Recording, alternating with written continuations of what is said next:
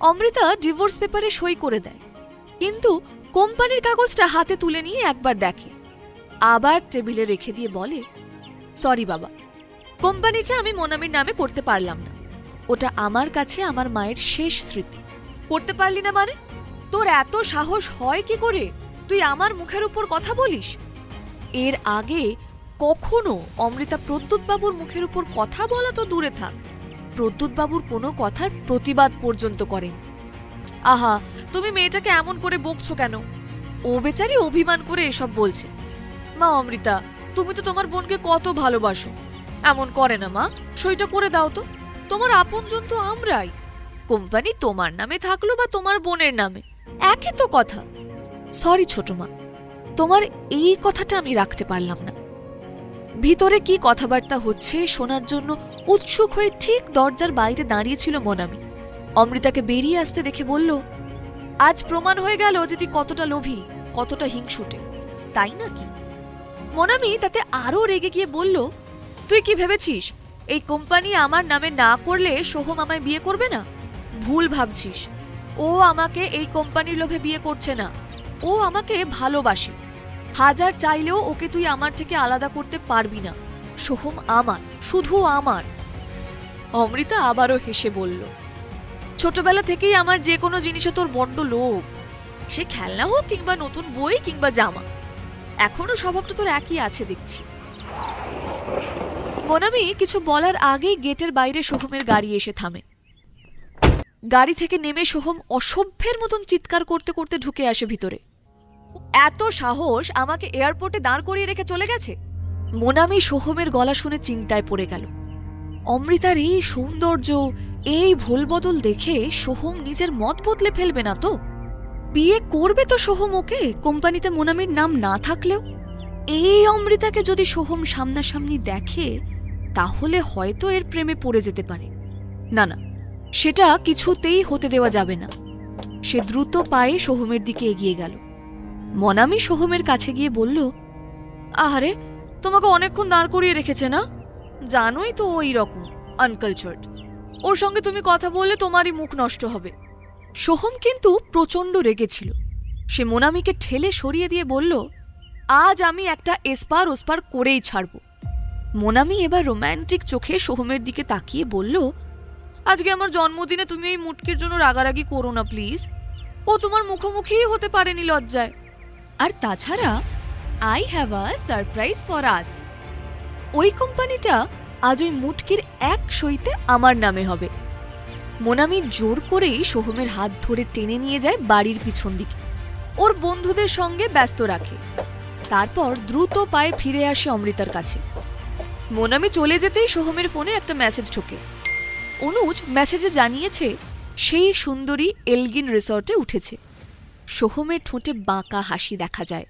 মোনামি আর সোহমের পুরো ঘটনাটাই দরজার পাশে দাঁড়িয়ে দেখছিল অমৃতা। মোনামি এসে হাত ধরে হ্যাঁচকা টানে অমৃতাকে ঘরে ঢুকিয়ে দেয়। এবার বল তো তুই কি চাস? কেন এভাবে আমার জীবনটা নষ্ট করছিস? সমস্যাটা কি তোর সই করে দিতে? আমি কি চাই? আমার চাওয়ার খোঁজ কে কবে রেখেছে? একটা কথা বলি মোনামি, তুই আমাকে যতই হিংসে কর, আমি তোর দিদি, আমাদের বাবা এক। আর তুই বিশ্বাস কর আর নাই কর, আমি তোর কোনোদিনও খারাপ চাইনি। তাই আজও বলছি, সোহমের মতো ছেলে তোর জন্য ঠিক নয়, ওর স্বভাব চরিত্র ভালো নয়। এখন তোর থেকে আমাকে শিখতে হবে কার স্বভাব ভালো আর কার খারাপ। এতই যদি আমার জন্য দরদ, তাহলে ওই কোম্পানির কাগজে সই করে দিচ্ছিস না কেন? কার জন্য রাখছিস সেই সম্পত্তি? নতুন কাউকে জুটিয়েছিস নাকি? তোর এই অবৈধ বাচ্চাটার আমার মেয়ের সম্পর্কে আর একটা বাজে কথা বললে তোর জিভ আমি টেনে ছিঁড়ে নেব। অমৃতা ব্যানার্জি আর এক মুহূর্ত না দাঁড়িয়ে দ্রুত পায়ে ভিলা থেকে বেরিয়ে আসে। অমৃতার এই রূপ দেখে মোনামিও ভয় পেয়ে যায়। ব্যানার্জি ভিলা থেকে বেরিয়েই অমৃতা একটা ট্যাক্সি ডেকে উঠে পড়ে। হঠাৎই কিছু একটা মনে পড়ায় অমৃতা তাড়াতাড়ি ফোন বের করে আনল। একটু খুঁজে একটা নম্বরে কল করল। হ্যালো, অনন্ত কাকু, অমৃতা বলছি, কেমন আছেন? অনন্ত বর্মন অমৃতার মায়ের ফার্মা কোম্পানির ম্যানেজার। আরে কি সৌভাগ্য, কোম্পানির মালকিন নিজে আমাকে ফোন করেছে। কতদিন পরে তোমার গলা শুনলাম। কেমন আছো মা? ভালো আছি কাকু, তবে প্লিজ তুমি আমাকে কখনোই মালকিন বলো না, কোম্পানি তোমার, আমি তো শুধু কাগজে কলমে ওই কোম্পানির মালিক। আচ্ছা কাকু, কোম্পানিতে সব ঠিকঠাক আছে তো? না মা, একদমই ঠিক নেই। কোম্পানি প্রায় ডুবতে বসেছে। বছরে যে 5-6 লাখ টাকা প্রফিট হয় তা আমি প্রত্যুৎ বাবুকে পাঠিয়ে দিই। তুমি বললে এখন থেকে তোমাকে পাঠিয়ে দেব কি? না না, তার দরকার নেই, আমি শুধু খোঁজ নেওয়ার জন্যই ফোন করেছিলাম। ফোন কেটে দেওয়ার পর গভীর চিন্তায় ডুবে যায় সে। তার মায়ের এই ফার্মা কোম্পানি ছোট্ট একটা বিজনেস, তার থেকে এমন সাংঘাতিক কিছু লাভও হয় না, অথচ এই কোম্পানির জন্যই তার সঙ্গে সোহমের বিয়েটা দিয়েছিল। কিন্তু বিয়ের পরেই তো অমৃতা ব্যাঙ্গালোর চলে গেল, আর কোনো যোগাযোগ রইল না। তাই এই কোম্পানিটা ওরা সেই সময় লিখিয়ে নিতে পারেনি। আর এখন সেই সোহমেরই মোনামির সঙ্গে বিয়ে দিচ্ছে যৌতুকে ওই কোম্পানিটা পাওয়ার লোভে। কিন্তু কেন? কি আছে ওই কোম্পানির যার জন্য এত লোভ? তখনই গাড়ির জানলা দিয়ে বাইরে তাকাতে অমৃতার নজর পড়ে আইসক্রিম ভ্যান। অমৃতা ড্রাইভারকে বলে, একটু দাঁড়াবেন দাদা, আইসক্রিম নেব। আইসক্রিম নিয়ে যখন রিসর্টে ঢুকছে অমৃতা, তখনই রিসেপশনের সামনেই তাকে কয়েকজন বাউন্সার এসে ঘিরে ধরল। অমৃতা একটু ভয় পেল, তাহলে কি চ্যাটার্জিরা ওকে ফলো করছে?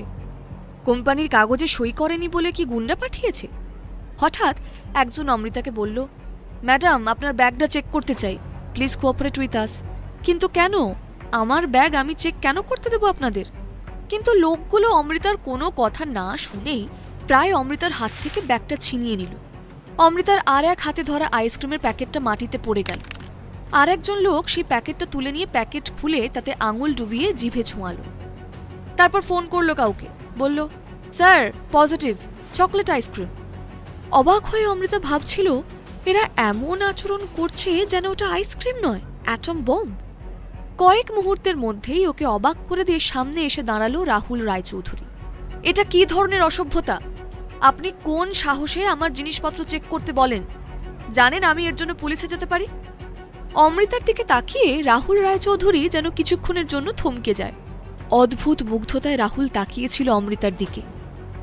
গভীর কালো চোখ, লম্বা চুল আর নো মেকআপ লুকে অমৃতাকে সত্যিই যেন ডানা কাটা পরীর মতো লাগছিল। কিন্তু পর মুহূর্তে রাহুল নিজেকে সামলে নিয়ে বলল, আপনি বা কোন সাহসে আমার ছেলের সঙ্গে ভাব জমানোর চেষ্টা করেন?